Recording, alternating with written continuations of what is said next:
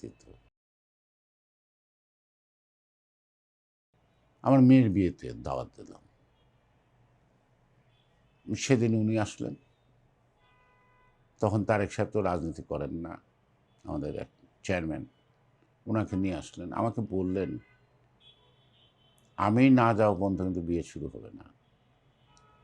টাইমের আগে উনি চলে আসছে, আইসা আবার ঘুরে আবার আসছে। সম্ভবত 7টা থেকে রাত্রি 1টা পর্যন্ত ছিল।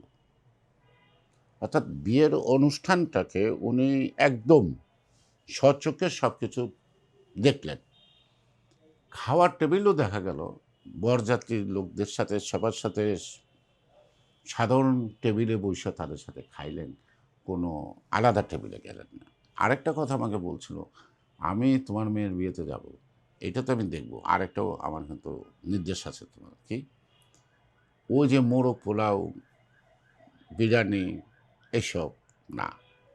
তোমাদের হিন্দু সামাজিক রীতিনীতিতে যেসব খাবার তোমরা পরিবেশন করো, আমি ওই খাবারটা চাই। সেই ক্ষেত্রে অর্থাৎ অর্থাৎ এই যে বিভিন্ন ধর্মের সংস্কৃতিগুলি যে যারা তাদের আগ্রহ, এটা কিন্তু একটা স্মৃতি যে 7টা থেকে রাত্রি 1টা পর্যন্ত একটানা বসে বসে সব কিছু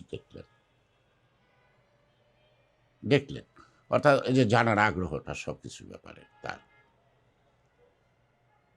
এবং ওনার সাথে কিন্তু আমার তর্ক বিতর্ক হইতো।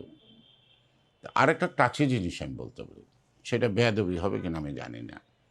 1988 সালের 3রা অক্টোবর আমার একটা অপারেশন হয়, পারফোরেশন, পাকস্থলী ছিঁড়ে যায়। 22 ঘন্টা অতিক্রান্ত হওয়ার পর আমি ডাক্তারের কাছে গেছি।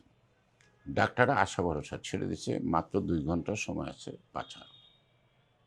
অপারেশন করতে হবে, অপারেশনটা 22 ঘন্টার মধ্যে রিপেয়ার করতে হবে।